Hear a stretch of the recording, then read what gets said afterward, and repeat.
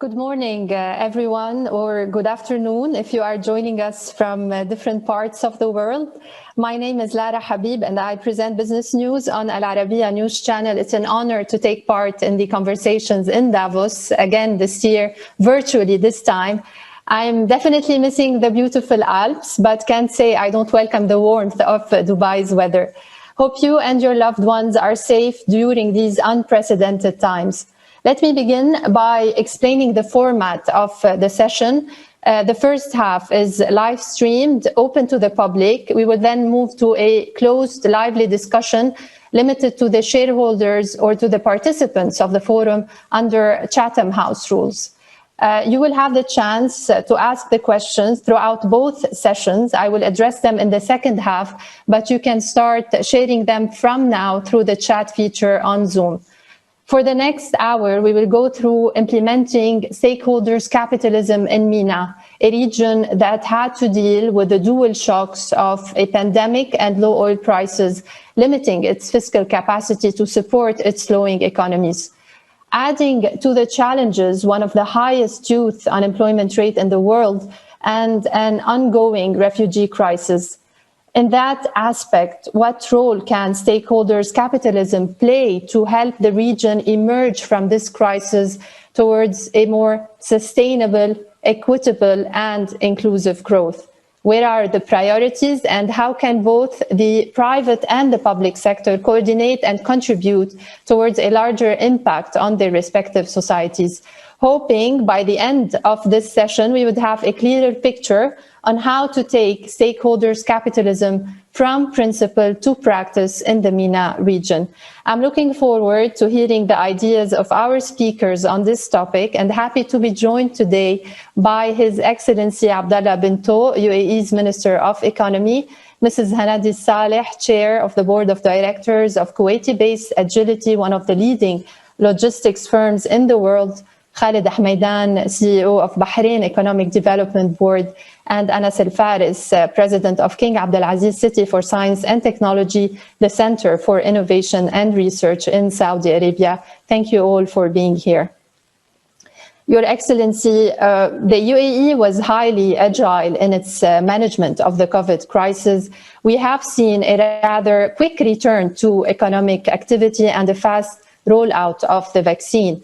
What role did stakeholder capitalism play in your approach, and how did you balance between the safety of your citizens versus the costs of lockdowns on the business community? Thank you, Lara. First of all, I'm very pleased to be here to witness a very strong commitment of the members of World Economic Forum. Although we're meeting very virtually, I believe that this situation doesn't lessen the interest and the enthusiasm of everyone to share the same advanced vision for more inclusive and sustainable global socio-economic system. To answer your question, Lara, I want to describe how agility has been a key approach that guided the UAE government practices, particularly the last few years, and it was one of the main pillars that enhanced the country's ability to deal with COVID-19 crisis.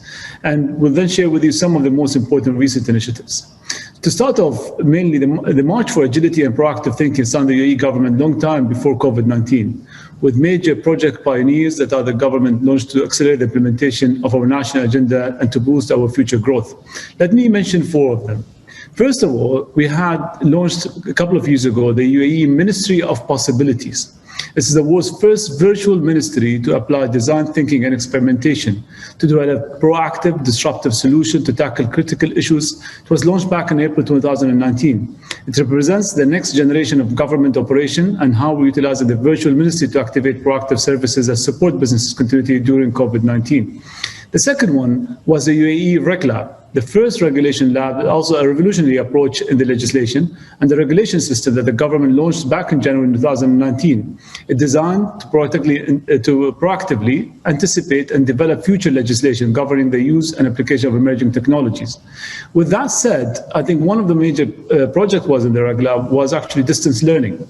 And distance learning was one of the most issues that before COVID-19, most of the educators were actually against. When COVID-19 came in, distance learning was actually implemented on the spot. This shows you how the UAE was very proactive in actually addressing such issues. The third one I would like to mention as well and shed some light on, which is the first government accelerator. It's a mechanism where UAE government launched back in October 2016 to rethink how government works by introducing a unique model built on accelerated results, increased collaboration and innovation between stakeholders in the government and in the private sector to actually advance towards delivering projects in under 100 days.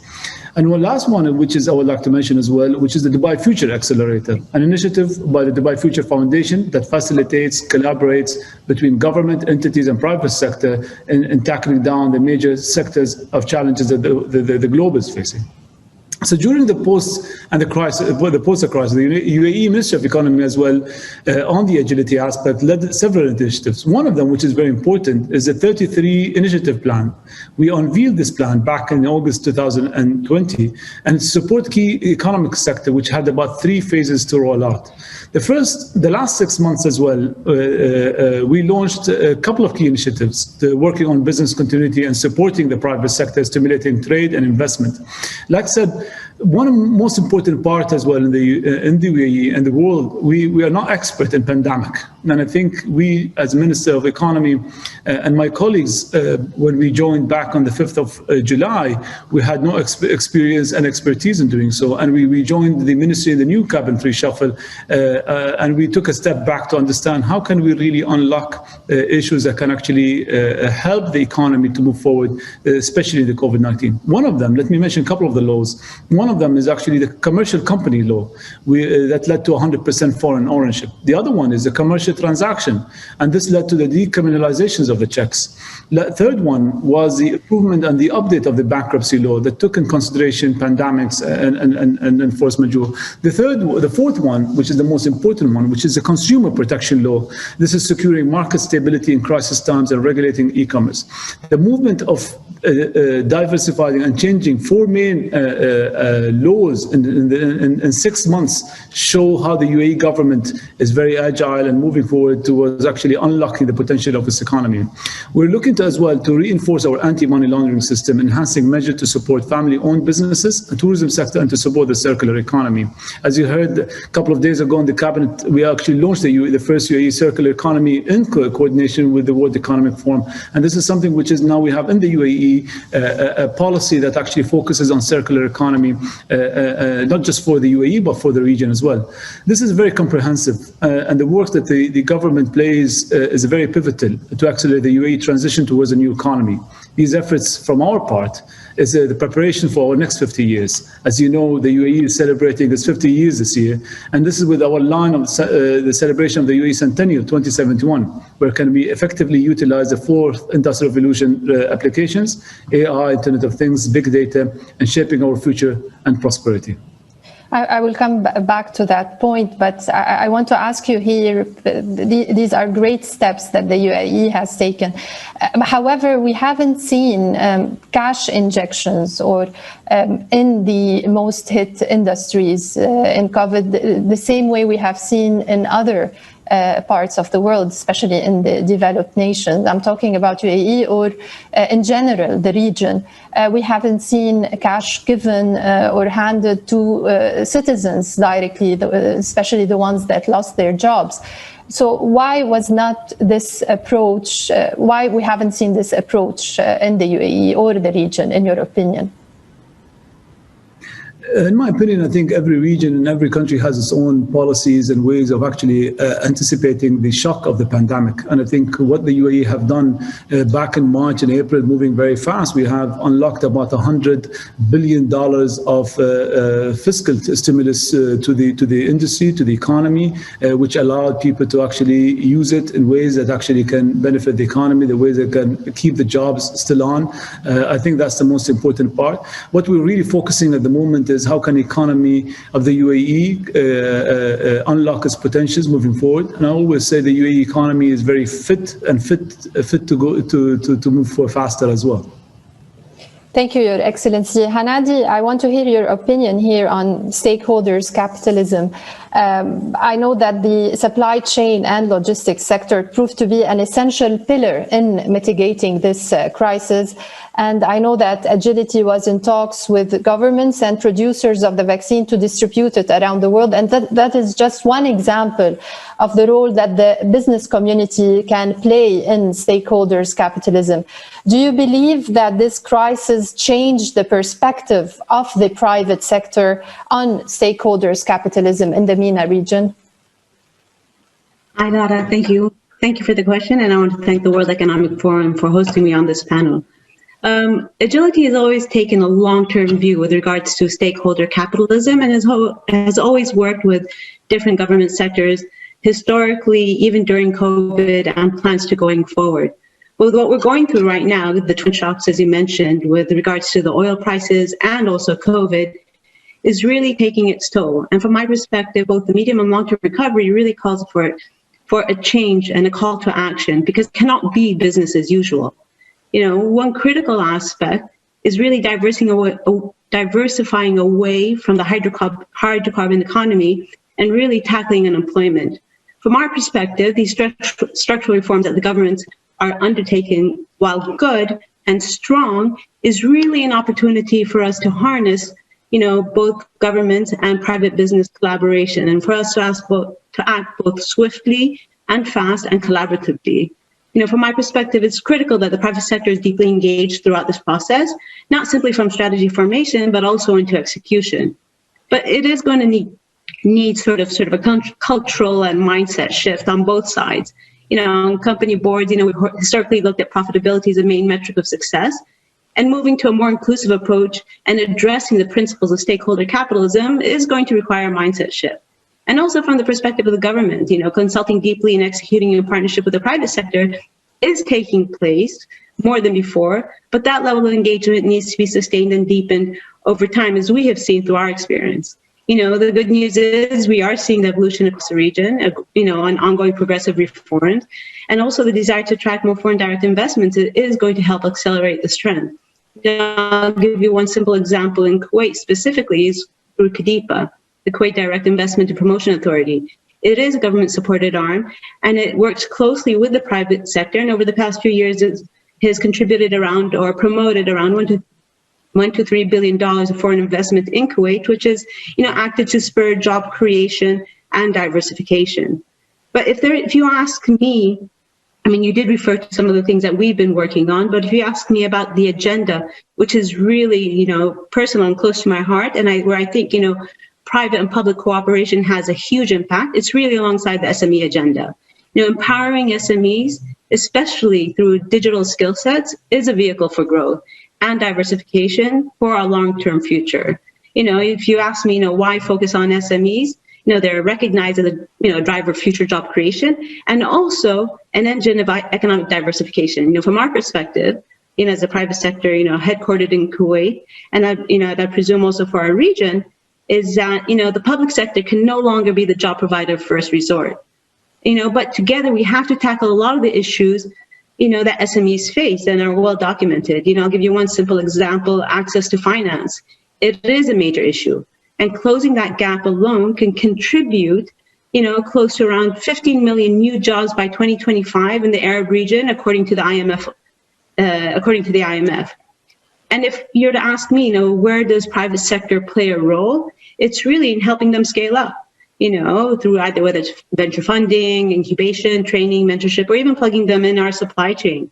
Together, the private and the public sector can enable sort of an entrepreneurial system for SMEs to thrive in. You know, if I give you a few examples of what we have done over the past, before I conclude my statement, is I can give you various elements. You know, number one, Agility is investing in Reem Mall in Abu Dhabi. It's a $1 billion mega mall in Abu Dhabi, which is going to be the region's first sort of smart mall.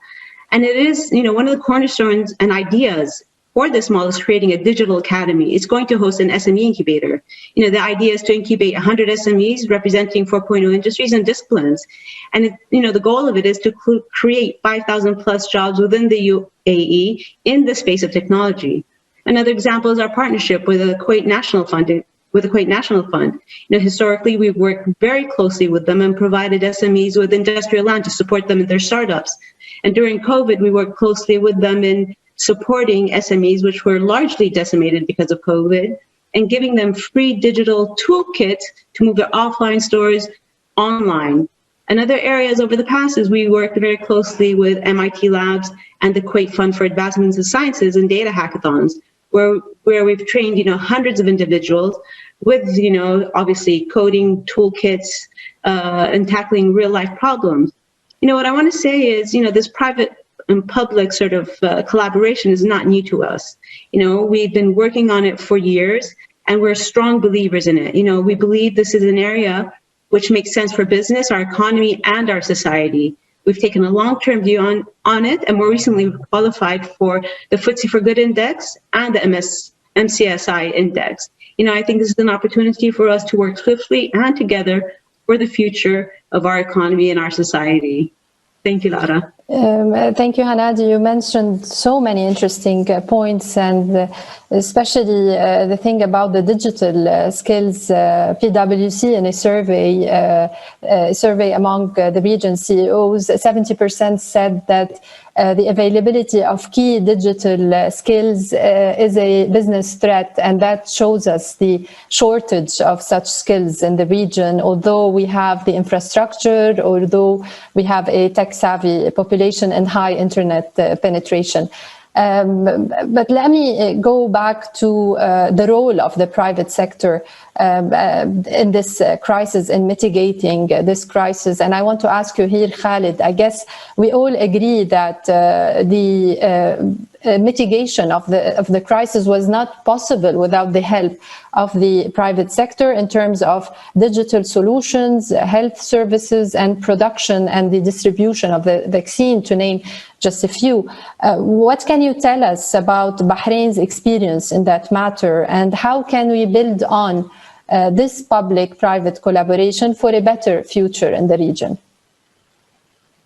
Thank you, Lara. Thank you to the World Economic Forum.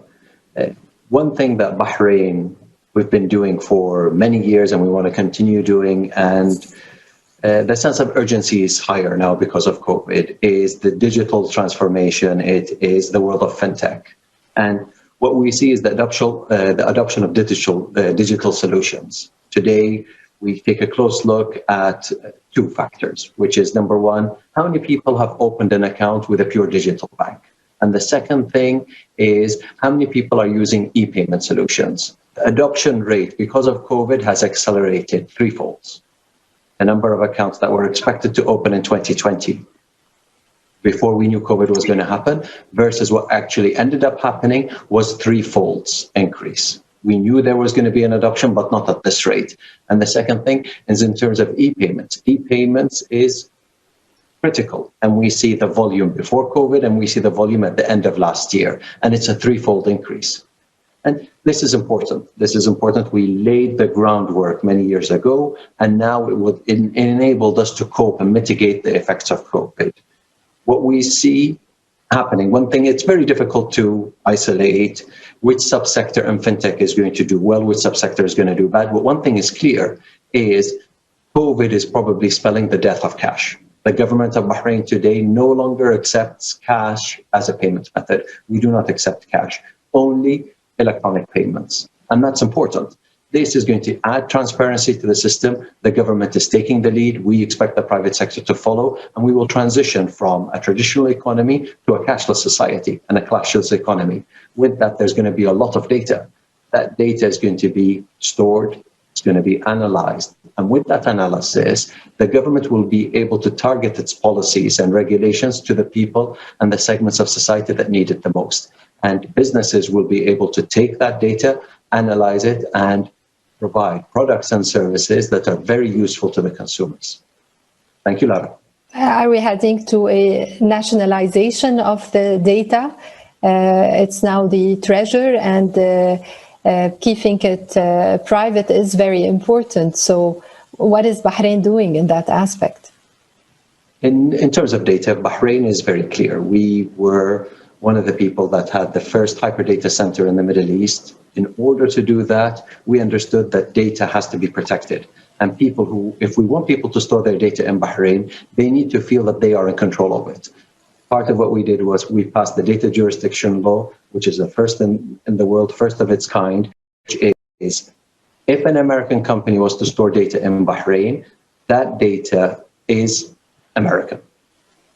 No other authority has access to that data except the Americans. And it's data embassy law. That's useful. It is going to be difficult in a world where there is digital world. Data is important. Who has access to that data is important. And if everybody starts to say that this is my data and I'm going to nationalize it, it's going to be very, very difficult to live in a global world. And not only is it going to be difficult, it's going to inhibit us from able to scale up.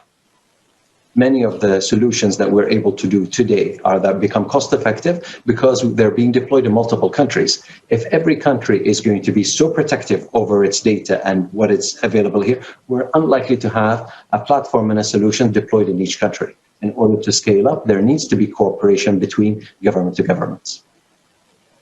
I want to hear your thoughts, Mr. Anas, because I know that Saudi Arabia is recently opening local data centers with international companies.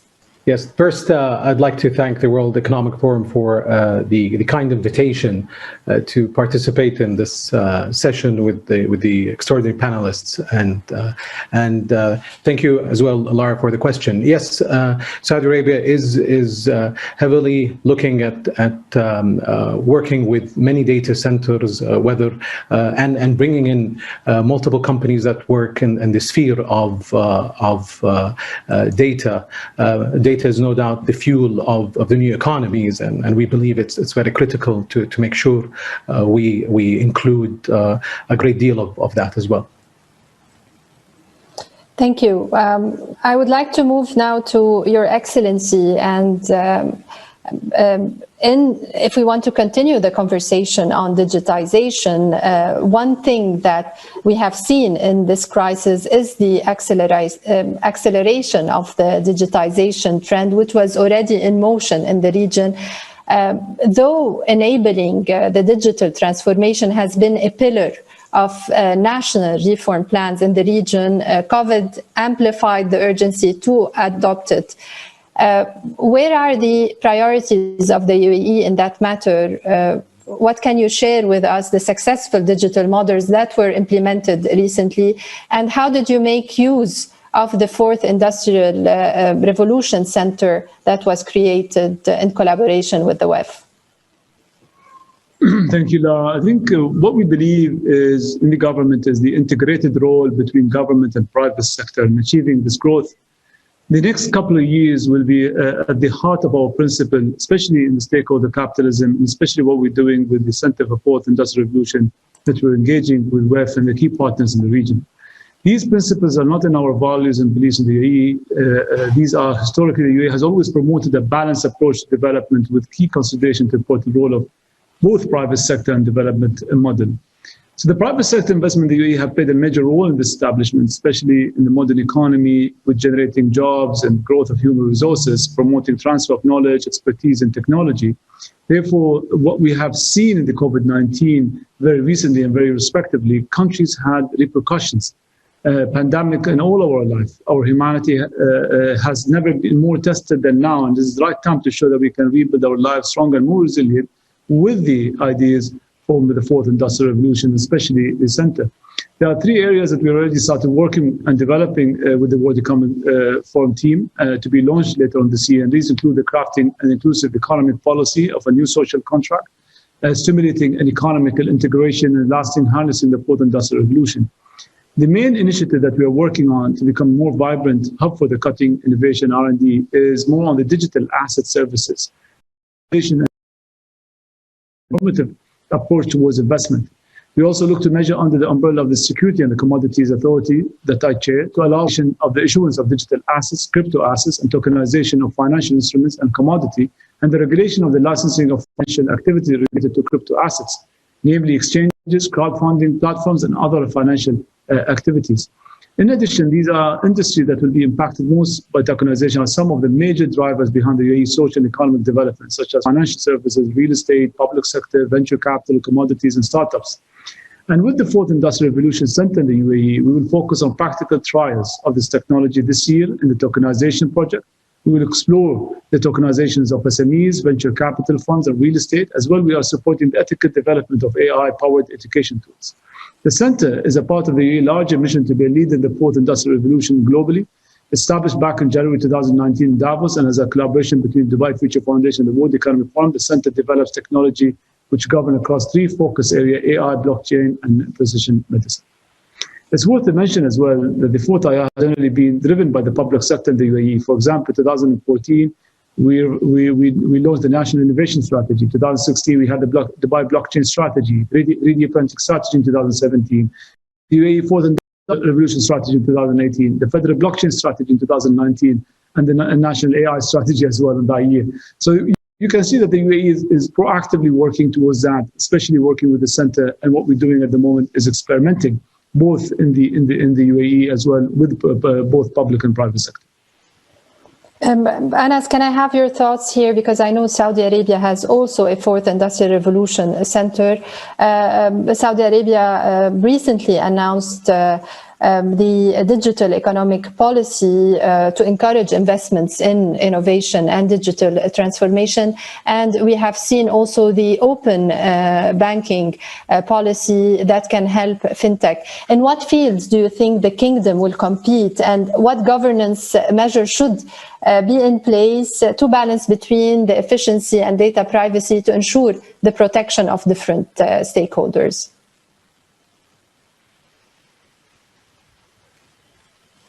Sure. Let me, before I answer the question, Lara, I think it would be important to just first draw attention to the technology and innovation context that's currently enabling the Fourth Industrial Revolution in the kingdom. There's no secret that we have ambitions to be a tech hub in the region and beyond. The Vision 2030 deployed many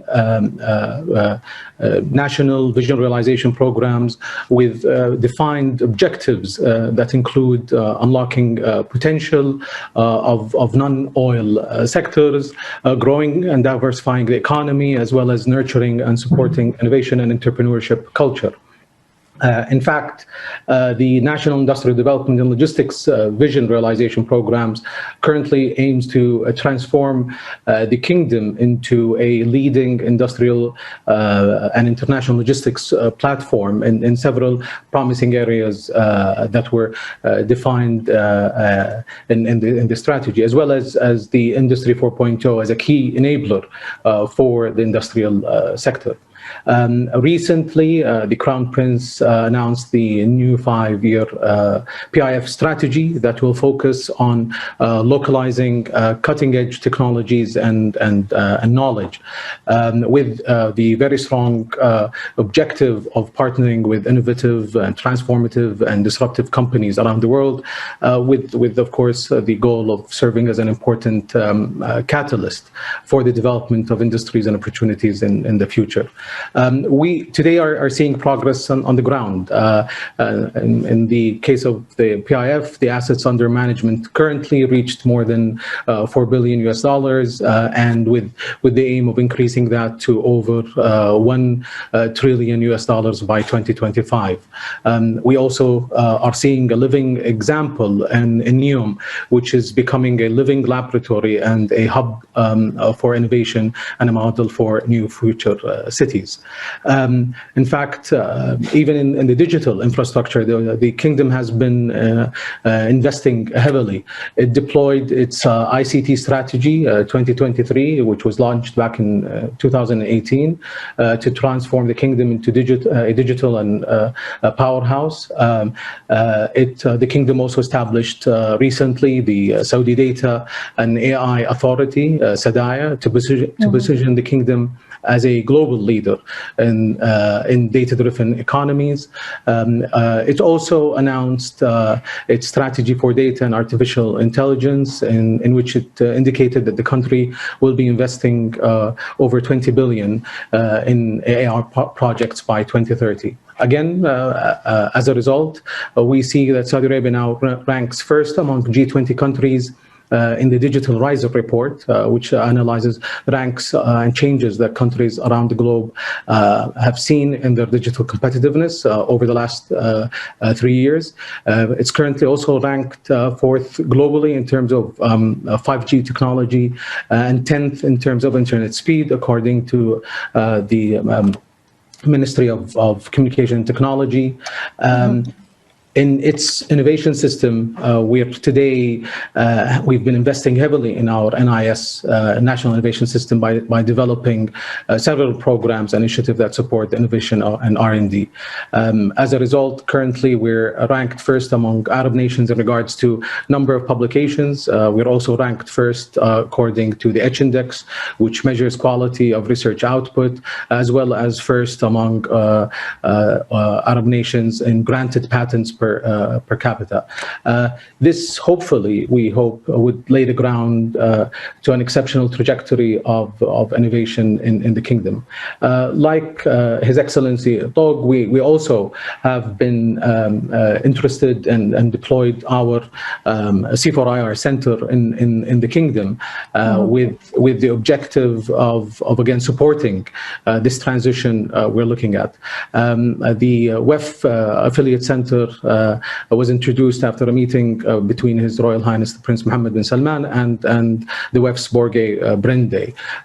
We are looking at it as a vehicle to support the future of 4IR in the kingdom through working with stakeholders to co-create, co-design, and pilot new approaches to technology adoption.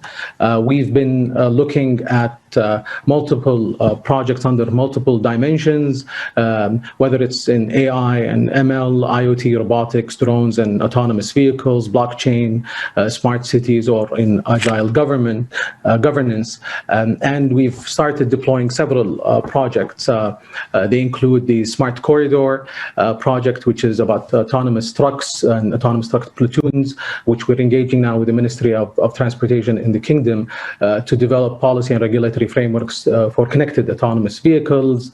We're also looking at heavy lift drones and development of policy development with the Saudi General Authority of Civil Aviation and Aramco to develop and enable regulations that can serve as a test case for heavy lift drones for delivery. We're also working with the Ministry of Environment, Water and Agriculture on precision agriculture to develop frameworks to allow drones and AI for image processing, navigation to be used for agricultural applications, including spraying pesticides, monitoring crops, growing health and beyond. Impressive plans indeed.